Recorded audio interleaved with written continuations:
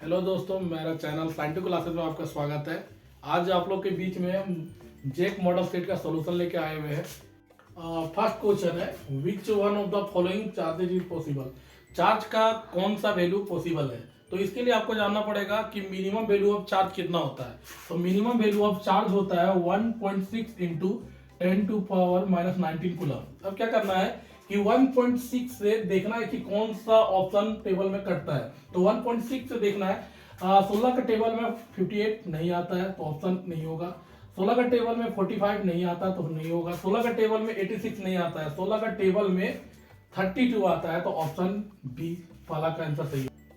Second question है, a point charge Q is placed in a electric field E, the force experienced by the charge will B.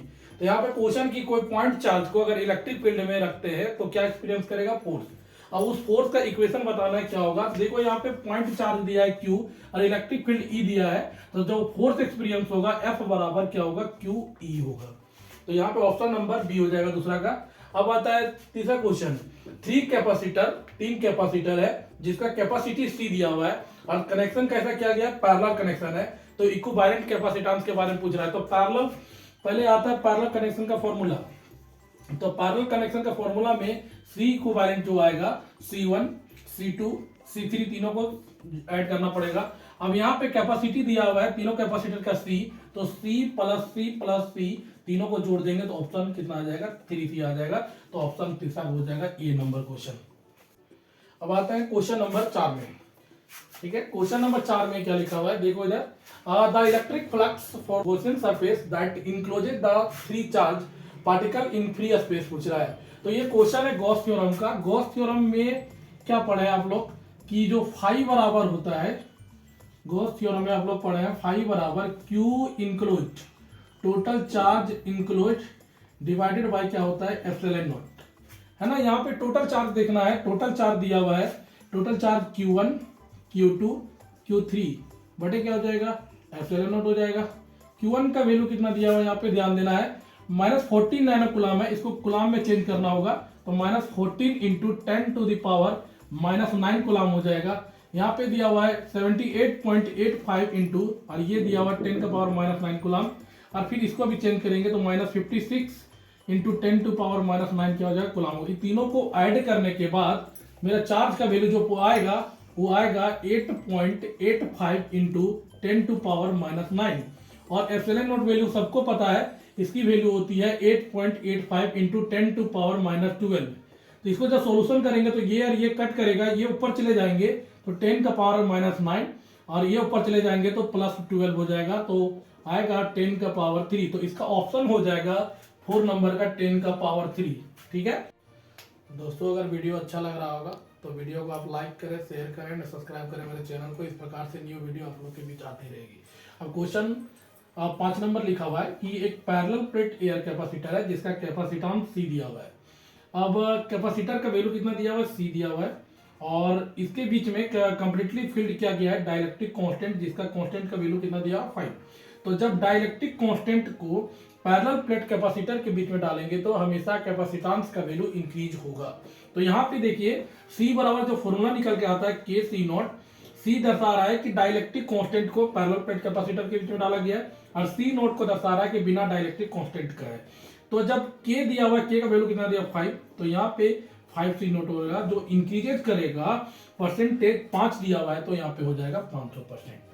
ठीक है, आगे question discuss करते हैं। Question number 6 कर रहा है कि a specific resistance of a rod of copper as compare to that of thin wire of copper. यहाँ पे एक रॉड दिया हुआ है, एक रॉड है और एक वायर है। रॉड और वायर क्या है, दोनों का मटेरियल सेम दिया है, दोनों बना हुआ है किससे, कॉपर से, दोनों बना हुआ है कॉपर से। अब पूछ रहा है कि रॉड का स्पेसिफिक रेजिस्टेंस ज्यादा होता है कि वायर का स्पेसिफिक रेजिस्टेंस ज्यादा होता है। तो हम आपको बता देते हैं कि स्पेसिफिक रेजिस्टेंस जो होता है एक प्रकार का मटेरियल प्रॉपर्टी है। स्पेसिफिक रेजिस्टेंस एक प्रकार का, इसको रेजिस्टिविटी भी बोला जाता है, स्पेसिफिक रेजिस्टेंस को रेजिस्टिविटी भी बोला जाता है, और ये एक प्रकार का मटेरियल प्रॉपर्टी है। ये मटेरियल पे डिपेंड करता है, साथ ही साथ टेम्परेचर पे डिपेंड करता है। स्पेसिफिक रेजिस्टेंस को रेजिस्टिविटी भी बोला जाता है, और ये मटेरियल प्रॉपर्टी है, ये मटेरियल के साथ साथ टेम्परेचर पे डिपेंड करता है। तो यहाँ पे मटेरियल देखिए, दोनों का मटेरियल सेम दिया हुआ है, इसलिए स्पेसिफिक रेजिस्टेंस रोड और वायर का क्या हो जाएगा, सेम हो जाएगा। अगला क्वेश्चन है, Ohm's law is valid when the temperature of the conductor, conductor का टेम्परेचर पूछ रहा है कि ओम्स लॉ के समय में क्या होगा। तो ओम्स लॉ के तभी वैलिड है जब टेम्परेचर हमेशा कंडक्टर का कांस्टेंट रहेगा। एनी फिजिकल कंडीशन, कोई भी प्रेशर स्ट्रेन होने, कोई भी फिजिकल कंडीशन होगा हमेशा कांस्टेंट रहेगा, तभी ओम्स लॉ क्या होगा, वैलिड होगा। क्वेश्चन नंबर 8 कर रहा है दोस्तों कि figure shows that current in parts of electrical circuit then current I is equal to, मतलब एक इलेक्ट्रिकल सर्किट दिया हुआ है यहाँ पे, ध्यान दीजिएगा। और पूछ रहा है कि आई करंट की वैल्यू, ये क्वेश्चन है केसीएल का। केसीएल में क्या बोलता है कि जितना करंट इंटर करेगा उतना करंट बाहर जाना चाहिए। यहाँ पे करंट दिया हुआ है 2 एम्पियर, 2 एम्पियर, 4 एम्पियर इंटर कर रहा है, तो करंट आ रहा है तेरा 4 एम्पियर इंटर कर रहा है।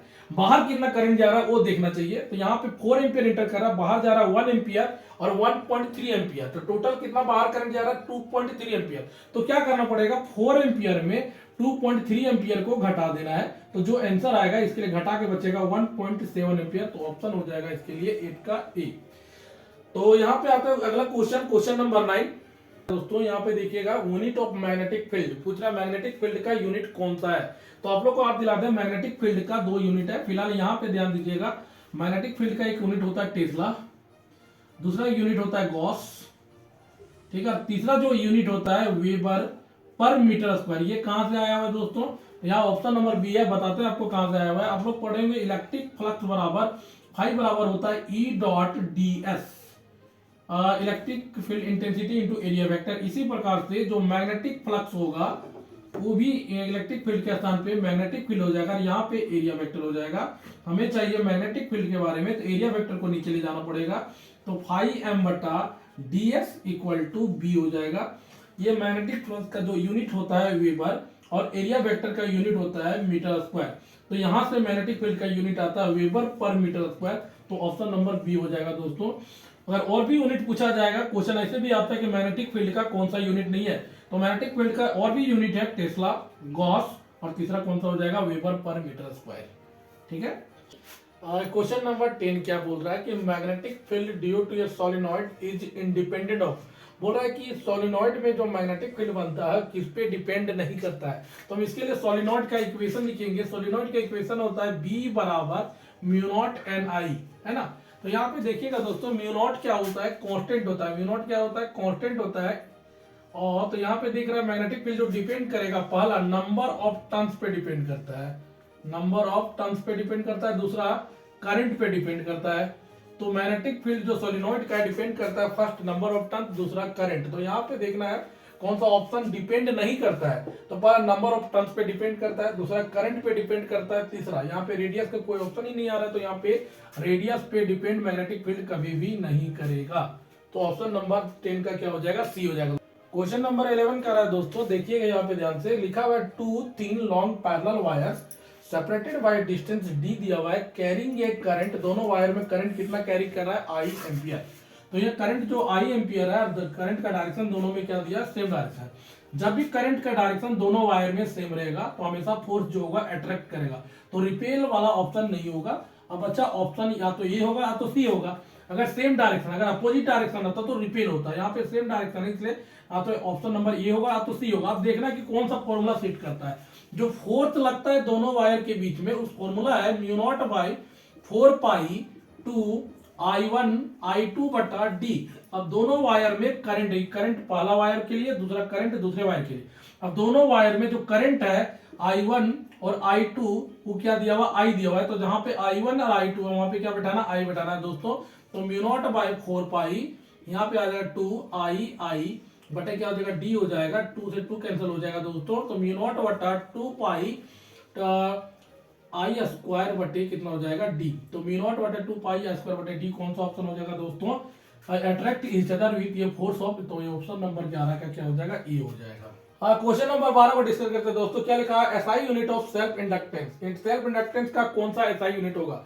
तो इंडक्टेंस यहाँ पे ध्यान दे दोस्तों, इंडक्टेंस दो टाइप में पाया जाता है। पहला आता है सेल्फ इंडक्टेंस, दूसरा आता है म्यूचुअल इंडक्टेंस। तो दोनों तीनों का यूनिट अगर बोला जाए, तो सेल्फ इंडक्टेंस या तो म्यूचुअल इंडक्टेंस या तो इंडक्टेंस, तो जो यूनिट होगा इसका यूनिट होगा option number D, Henry. Inductance का यूनिट सेल्फ इंडक्टेंस का यूनिट, म्यूचुअल इंडक्टेंस का यूनिट। ऑप्शन क्या हो जाएगा, डी नंबर हेनरी। तो वेबर किसका यूनिट है दोस्तों, और भी ऑप्शन को चेक कर लेते हैं। तो वेबर होता है मैग्नेटिक फ्लक्स का, किसका दोस्तों, मैग्नेटिक फ्लक्स का। कूलम किसका होता है दोस्तों, चार्ज का। कूलम किसका होता है, चार्ज का। जूल किसका होता है, वर्क का। जूल किसका होता है दोस्तों, वर्क का। अब आता है यहाँ पे क्वेश्चन नंबर 13। क्वेश्चन नंबर 13 क्या होता है, the direction of the induced current. तो इंड्यूस्ड करंट का जो डायरेक्शन सर्किट में किस लॉ के कारण आया हुआ है, उस लॉ को बताना है। इंड्यूस्ड करंट का डायरेक्शन सर्किट में लेंज लॉ के कारण आता है। ओम्स लॉ कभी नहीं होता है, किरचॉफ लॉ नहीं होता है, फ्राइडे लॉ नहीं होगा। तो जो करंट में, सर्किट में जो करंट का डायरेक्शन बताता है, कौन सा लॉ बताता है, लेंज लॉ। तो लेंज लॉ, यहां से और भी क्वेश्चन आता है कि लेंज लॉ किसको फॉलो करता है। तो लेंज लॉ जो फॉलो करता है, कंजर्वेशन ऑफ एनर्जी को फॉलो करता है। किसको फॉलो करता है, कंजर्वेशन ऑफ एनर्जी को। किरचॉफ लॉ में दो लॉ दिया हुआ है, पहला KCL, दूसरा दिया है KVL। सी से करंट, सी से चार्ज। यहां पे देखें दोस्तों, सी से करंट, सी से चार्ज। तो ये जो फॉलो करेगा, ये फॉलो करेगा कंजर्वेशन ऑफ चार्ज को। किसको फॉलो करेगा दोस्तों, कंजर्वेशन ऑफ चार्ज को। और दूसरा जो होगा, ये फॉलो करेगा कंजर्वेशन ऑफ एनर्जी को, कंजर्वेशन ऑफ एनर्जी को। दोस्तों तो यहाँ पे जो ऑप्शन नंबर 13 का होगा, बी नंबर ऑप्शन हो जाएगा। लेंज लॉ के कारण सर्किट में करंट का डायरेक्शन पता चलता है। ठीक है दोस्तों इसका अगला क्वेश्चन नेक्स्ट वीडियो में लेके आएंगे। तब तक के लिए धन्यवाद। दोस्तों अगर मेरी वीडियो अच्छी लगी है तो वीडियो को लाइक करें, चैनल को सब्सक्राइब कर ले और घंटी के बेल आइकन को प्रेस कर ले, ताकि कोई भी न्यू वीडियो है सबसे पहले आप ही को देखने को मिलेगा। दोस्तों धन्यवाद।